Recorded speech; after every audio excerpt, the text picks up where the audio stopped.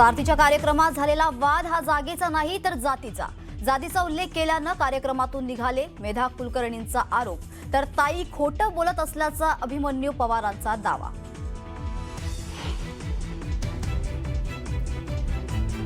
News 18 मराठीवर भाजपच्या खासदार मेधा कुलकर्णी आणि भाजपचे आमदार अभिमन्यू पवारांमध्ये जुंपली. दोघांचे एकमेकांवर आरोप प्रत्यारोप, तर प्रतिक्रिया देताना कुलकर्णींना अश्रू अनावर.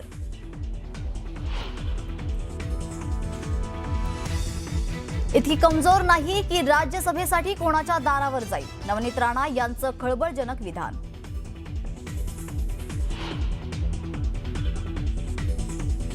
गँगस्टर बोलणार नाही अशी भाषा लोकप्रतिनिधी बोलतो. राज ठाकरेंचा संजय दिना पाटलांवर निशाणा.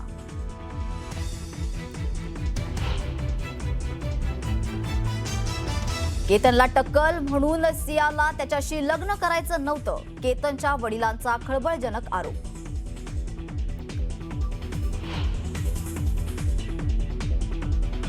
केतन अग्रवाल खून प्रकरणात उज्ज्वल निकमांची विशेष सरकारी वकील म्हणून नियुक्ती.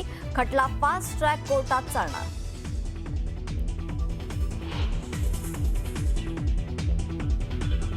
अयोध्या राम मंदिर दान चोरी प्रकरणानंतर मोठी घडामोड. ट्रस्टचे अध्यक्ष अनिल मिश्रा आणि चंपल राय यांचा राजीनामा. विश्व हिंदू परिषदेच्या निर्देशावरून दिला राजीनामा.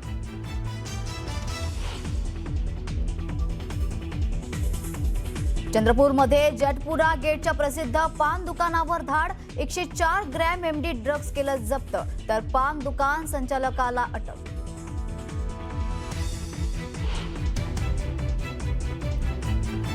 आणि मांडवी एक्सप्रेसनं प्रवास करणाऱ्या प्रवाशांना त्रास. इकॉनॉमी क्लासचे एसी बंद, तर ट्रेन 1 तास उशिराने.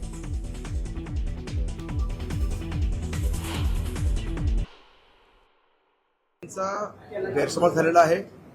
मी ताईंना एवढंच म्हणलं की नरेंद्र पाटील, अण्णासाहेब पाटील आर्थिक विकास मंडळाचे अध्यक्ष आहेत, ते पुढे बसतील. आपण लोकप्रतिनिधी मागे बसू, आमदार खासदार मागे बसू, एवढंच म्हणलेलं आहे. बाकी ह्या जातीचा वाद नाही, जातीचा विषय नाही, काही नाही. विनाकारण कुठल्याही विषयाला काही भाऊ द्यायचं काही कारण नाही.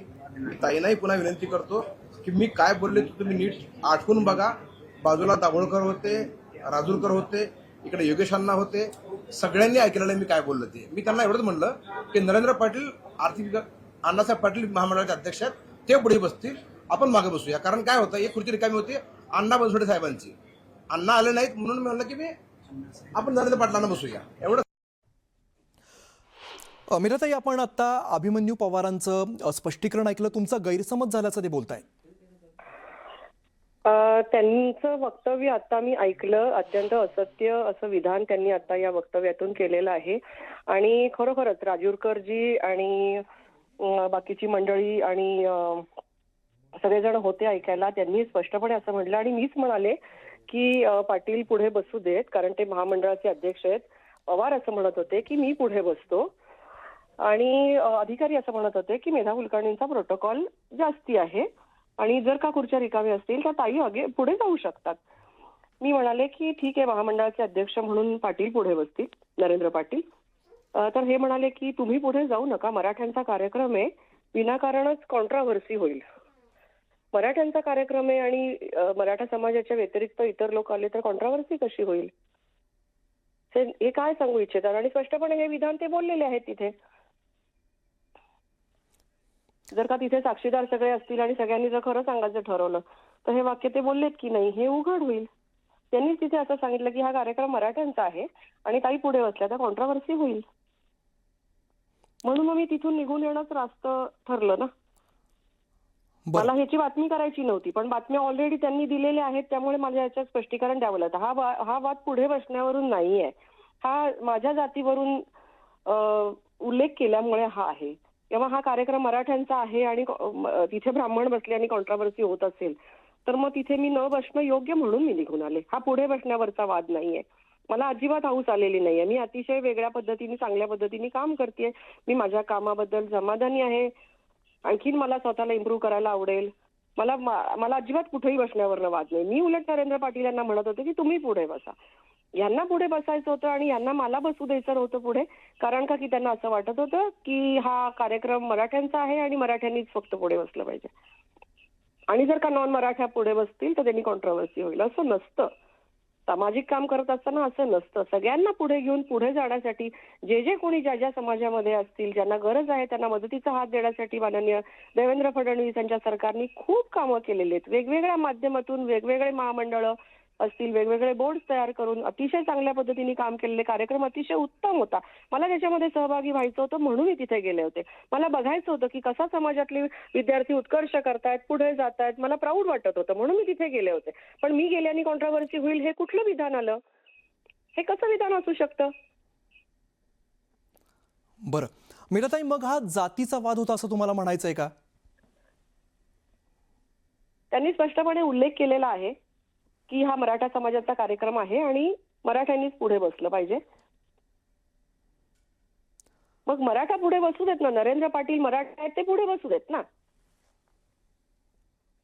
ते महामंडळाचे अध्यक्ष आहेत, ते पुढे बसू देत. अण्णासाहेब पाटील महामंडळाच्या माध्यमातून अतिशय चांगलं काम चालू आहे माननीय देवेंद्रजी फडणवीस यांच्या मार्गदर्शनात, त्यांना पुढे बसू देत. नरेंद्र पाटील यांना पुढे बसू देत हे मी म्हणाले, ते नाही म्हणाले. त्यांना स्वतःला पुढे बसायचं होतं. ते 3-3, 4-4 वेळा म्हणत होते की मी पुढे बसतो, मी पुढे बसतो, चला मी पुढे बसतो. अरे आपल्यापेक्षा वरिष्ठ कोणी आहेत इथे, जे पुण्यातले लोक आहेत. मी सुद्धा एका standing committee, department related parliamentary कमिटीची मी चेअरपर्सन आहे. मी सुद्धा चेअरपर्सन आहे एका कमिटीची मोठ्या. मला पण हाऊस नाही पुढे बसण्याची. मी तिथे बघायला आले होते की किती उत्तम रीतीने काम करतंय महाराष्ट्र राज्य. मी हे बघायला आले होते. अभिमानाने इतरांना सांगण्यासाठी मी तिथे आले होते की हो, मराठा समाजातले विद्यार्थी खूप शिकून आज या पदांवर गेलेले आहेत. पण मला अशा पद्धतीने वागणूक दिली की तुम्ही इथे नाही अपेक्षित. बरं, म्हणजे अभिमन्यू पवार खोटं बोलतात असं तुम्हाला स्पष्टपणे म्हणायचं आहे का? 100% असत्य विधान आता ते करतायत आणि खूप जण साक्षीदार आहेत की ते असं स्पष्टपणे म्हणाले की हा कार्यक्रम मराठ्यांचा आहे. विशाल अगरवाल यांनी आज पुण्यामध्ये मुख्यमंत्री देवेंद्र फडणवीस यांची भेट घेतली आणि आपल्या मुलाला न्याय मिळावा अशी मागणी केली आहे. या प्रकरणातील दोषींना कठोर शिक्षा व्हावी यासाठी आम्ही कटिबद्ध आहोत. कुटुंबियांना न्याय देण्यासाठी कोणतीही कसर ठेवली जाणार नाही असं आश्वासन मुख्यमंत्र्यांनी दिलेलं आहे. या प्रकरणामध्ये जलद गती न्यायालय आणि विशेष सरकारी वकील म्हणून उज्ज्वल निकम यांची नियुक्ती करण्याची त्यांनी मागणी केली. तर तात्काळ मान्य केलेली आहे ती मागणी आणि तसे निर्देश विधी व न्याय विभागाच्या सचिवांना देण्यातही आले.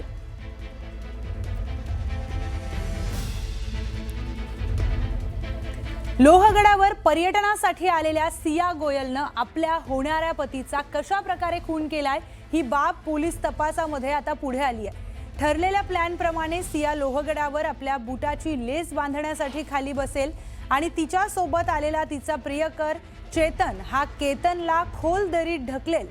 या प्लॅन प्रमाणे केतनचा खून करण्यात आला. लोहगडावरून या संपूर्ण घटनेचा आढावा घेतला आहे आमचे प्रतिनिधी अनिश शेख यांनी.